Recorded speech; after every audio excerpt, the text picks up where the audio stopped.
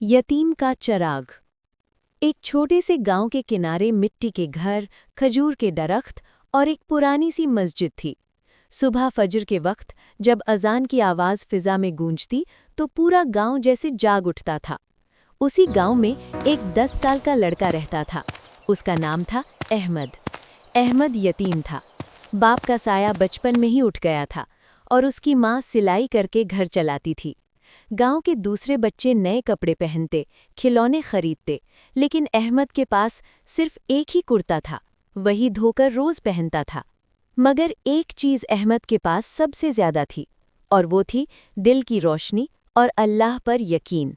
हर रोज school जाते हुए वो मस्जिद के बाहर बैठे एक बूढ़े फकीर को सलाम करता। अस्सलामु अलैकुम बाबा जी।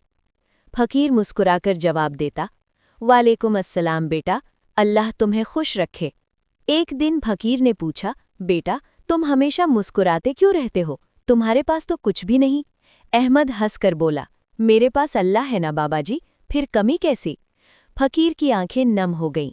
एक दिन स्कूल में उस्ताद ने ऐलान किया कि कल सब बच्चे अपनी फीस और किताबों के पैसे लेकर आएं, वरना इम्तिहान में नहीं बैठ सकेंगे। ये सुनकर अहमद का दिल धक से रह गया। घर आया तो माँ को खामोश देखा। सिलाई मशीन भी रुकी हुई थी। अम्मी, फीस देनी है कल। माँ ने नज़रें झुका लीं। बेटा मैंने बहुत कोशिश की, मगर अभी पैसे नहीं हैं। अहमद ने पहली बार माँ की आंखों में बेबसी देखी। उस रात वो देर तक जागता रहा। फिर आहिस्ता से उठा, वुज़ू किया और 2 रकात नफिल नमाज पढ़कर हाथ उठाए। या अल्लाह, मैं पढ़ना चाहता हूँ। अम्मी को परेशान मत करना, बस कोई रास्ता निकाल दे। आंखों से आंसू टप टप जानमाज पर गिरने लगे। अगली सुबह वो स्कूल जा रहा था कि रस्ते में उसे मिट्टी में एक पुराना बटुआ मिला। उसने खोला तो अंदर नोट ही नोट थे। अहमद का दिल जोर से धड़कने लगा। इतने पैसे? इससे तो फीस भी दे सकता हूँ और अम्मी के लिए दवा भी खरीद सकता हूँ। एक पल के लिए शैतान ने वसवसा डाला, लेकिन फिर उसे माँ की बात याद आई। बेटा, हराम का एक लुकमा भी दिल को स्याह कर देता है। अहमद ने बटुआ मजबूती से बंद किया और बोला, ये मेरा नहीं, मैं नहीं रख सकता। वो सीधा मस्जिद गया और इमाम साहब को दे दिया। मौलवी साहब, ये रस्ते में मिला है, शायद किसी का खो गया हो। इमाम साहब हैरान रह गए। बेटा, तुम हक भी सकते थे, किसी को पता नहीं चलता। अहमद मुस्कुराया, अल्लाह को तो पता चल जाता ना। इमाम साहब की आंखें भर आईं। दोपहर को ऐलान हुआ कि शहर के एक अमीर ताजिर का बटुआ गुम हो गया था, जिसमें बहुत ज़रूरी रकम थी।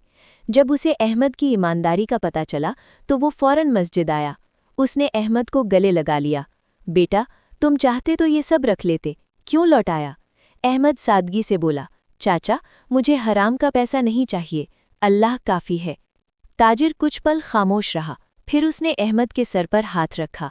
आज से तुम मेरे बेटे जैसे हो, तुम्हारी पढ़ाई, किताबें, सब कुछ मैं दूंगा।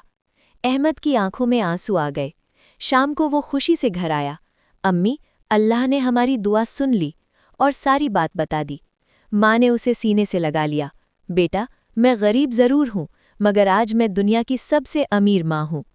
कुछ साल गुजर गए। वही अहमद बड़ा होकर उस्ताद बन गया। अब वो गांव के गरीब बच्चों को मुफ्त तालीम देता था।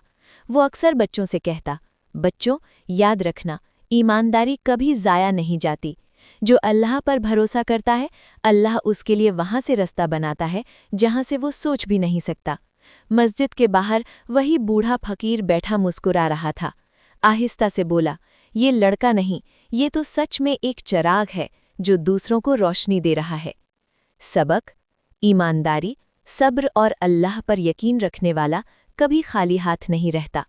अल्लाह सबसे बेहतर इंतज़ाम करने वाला है।